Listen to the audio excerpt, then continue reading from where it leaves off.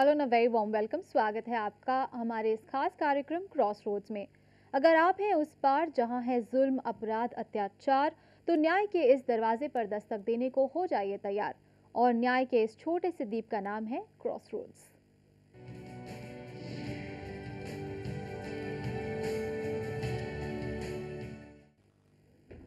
नैना की शादी हर लड़की की तरह बड़े ही धूमधाम और अरमानों से हुई। शादी के कुछ समय तक तो सब कुछ ठीक ठाक चल रहा था, पर धीरे धीरे नैना की शादीशुदा जिंदगी में प्रॉब्लम्स आने लगी। हर छोटी बड़ी बात में अपनी सास से और बाकी घर वालों से नैना को ताने सुनने पड़ते हैं। नैना के पति भी उनके साथ खड़े नहीं होते। हालांकि नैना के ससुराल वाले उस पर कभी हाथ नहीं उठाते, पर सुबह शाम के तानों से नैना तंग आ चुकी है और इस वजह से नैना अपना मानसिक संतुलन भी खोती जा रही है। बात यहाँ तक पहुंच चुकी है कि वो अब अपनी जिंदगी को खत्म कर देना चाहती है। तो क्रॉस रोड्स के आज के एपिसोड में आज हम बात करेंगे मेंटल क्रूअल्टी की।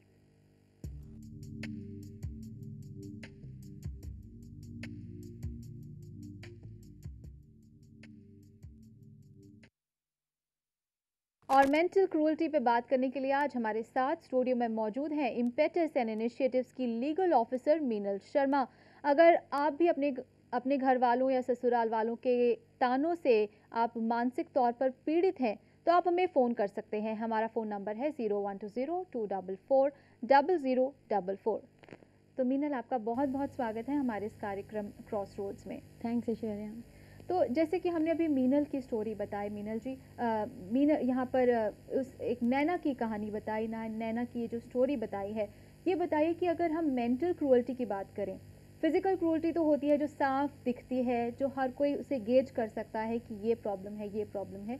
लेकिन जो मेंटल क्रूअल्टी है वो इतनी बड़ी एक चीज़ है कि उसको डिफाइन करना कितना मुश्किल है। ऐश्वर्या जी, मेंटल क्रुएलिटी की डेफिनेशन जो है वो अपने आप में इतनी ज़्यादा बड़ी है कि उसके प्रिव्यू में उसके अंदर आने वाली चीज़ें इतनी ज़्यादा हैं कि नॉर्मली एक इंसान को आमतौर पे कभी कभी उस एनवायरनमेंट में रहते हुए भी पता नहीं लगता कि मेरे साथ मेंटल क्रुएलिटी हो रही है, जब तक वो इस हद तक नहीं पहुंच जाती कि वो उसको इमोशनली और उसको मेंटली इतना ज़्यादा शैटर कर देती है, या तो वो सुसाइड करने की नौबत पे आ जाता है या फिर वो सब कुछ छोड़ छाड़ के भाग जाना चाहता है। फिजिकल क्रुएलिटी जो है वो आप किसी को दिखा सकते हैं, ये निशान है, ये चोट है, पुलिस के पास भी जाएंगे तो वो मेडिकल कर देंगे। लेकिन मेंटल क्रुएलिटी को जांचने का, उसको परखने का कोई तरीका नहीं है जब तक कि एक्सट्रीम्स में बात ना पहुंच जाए। और इसकी आप protection of women from domestic violence act 2005 के अंदर सेक्शन 3 में जो वायलेंस की डेफिनेशन दी गई है, उसमें फिजिकल क्रुएलिटी और उसके बाद सेक्सुअल वायलेंस, इकोनॉमिक वायलेंस के साथ साथ मेंटल वायलेंस की भी बात की गई है। उसमें इसको डिफाइन किया गया है कि कोई भी वायलेंस, कोई भी अत्याचार जो औरत को बुरी तरह से उसकी मानसिक स्थिति को शैटर कर दे, वो एक मेंटल क्रुएलिटी के प्रिव्यू में आता है। तो मेंटल क्रूअल्टी की आपने बताया कि एक बहुत ही बड़ी, बहुत ही वास्ट डेफिनेशन है। लेकिन अगर किसी औरत के साथ, किसी लड़की के साथ, ख़ास तौर से शादीशुदा ज़िंदगी में इस तरह के ताने, इस तरह की मेंटल टॉर्चर से अगर वो अफेक्टेड हो रही है, तो उसको क्या करना चाहिए? देखिए, मेंटल क्रुएलिटी सिर्फ शादीशुदा औरत के साथ नहीं होती। पहली बात जी, आप इसे हम 3 तरीके से ले सकते हैं। पहली जो एक मैरिड वुमेन के साथ होती है, जी, दूसरी जो कि किसी भी लड़की के साथ अपने पेरेंट्स के घर में भी हो सकती है, या वो अपने ब्रदर्स के साथ रहती है या किसी के साथ भी। तीसरा, जब आप काम करने के लिए बाहर आते हैं, जब आप काम करने के लिए बाहर आते हैं तो आप एक ऑफिस के अंदर या नॉर्मली बाहर के एनवायरनमेंट में लोगों से मिलते हैं, तो वो भी आपके साथ इतने क्रूएल हो सकते हैं कि वो आपको फिजिकली तो हर्ट नहीं कर सकते, पर मेंटली वो आपको इतना टॉर्चर कर सकते हैं कि या तो आप कहेंगे कि मुझे तो प्रोफेशन में रहना ही नहीं है, जी, या आपका आत्मविश्वास, सेल्फ कॉन्फिडेंस इतना टूट जाएगा कि आप काम ही नहीं करना चाहेंगे। जी, तो जो शादीशुदा औरत होती हैं वो 498A के अंदर क्रुएलिटी के लिए जा सकती हैं, या तो वो दहेज की वजह से हो, या फिर जैसे preference to the male child है कि हाँ लड़का नहीं हो रहा, जी, जी, किसी की 2-3 लड़कियां हैं, इस वजह से उसको हर टाइम ताने या उसको उसकी जेठानी या दरानी के साथ उसको कंपेयर कर करके उसका रहना जीना मुश्किल कर दिया है। जी, जी। तो वो हम आपसे पूरा चर्चा करेंगे कि और किस तरह से मेंटल टॉर्चर इफ्लिक्ट किया जाता है। एक कॉलर है, पहले उनसे बात कर लेते हैं। जी, नाम बताइए। जी, मेरा नाम श्वेता है और मैं दिल्ली से हूँ। जी, जी। हेलो। जी, हम आपको सुन सकते हैं, सवाल जी, मेरा पूछिए। नाम श्वेता है और मैं दिल्ली से बोल रही हूँ। मैम, अब आजकल अगर देखा जाता है तो ख़ास करके शादीशुदा लड़कियाँ होती हैं, उन्हें किसी न किसी तरह से घर के पारिवारिक चीज़ों से तो जूझना ही पड़ता है। और ख़ास करके अगर घर में सास की बात की जाए तो कहीं न कहीं मानसिक रूप से बहुत ही प्रताड़ित किया जाता है। क्या वजह है? ऐसे में कैसे स्ट्रेस और तनाव से बचा जा सके? जी।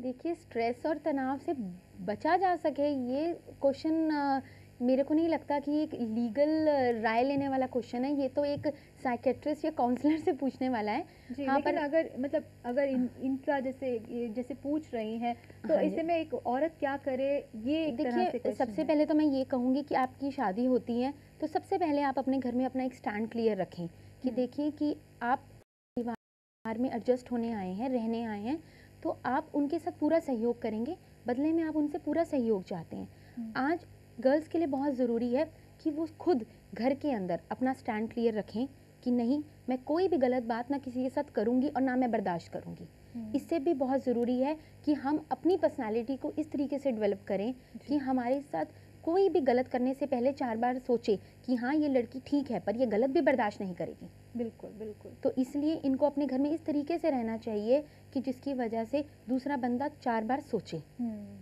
और अगर इनके साथ कुछ गलत होता है तो प्लीज़ चुप ना रहें, अपने पेरेंट्स को बताएं, अपने सबसे पहले तो अपने हस्बैंड को बताएं। हुँ, अगर आप घर की बात नहीं ले जाना चाहते एकदम, तो प्लीज़ अपने हस्बैंड को बताइए, क्योंकि आपका जीवन साथी ही है जिसने आपके लिए सब कुछ करना है, आपका और आप परिवार के साथ तालमेल बनाना है। बिल्कुल, तो बिल्कुल। प्लीज़ बिल्कुल चुप मत रहिए, अपने साथ होने वाली हर बात खुल के डिस्कस करिए, जी, आप तभी इसे रोक पाएंगे। जी, लेकिन अगर हस्बैंड भी सपोर्ट ना करता हो, वो भी एक क्राइटेरिया है, वो भी एक ऐसी कंडीशन है जिस पर हम बात करना चाहेंगे मीनल जी आपसे।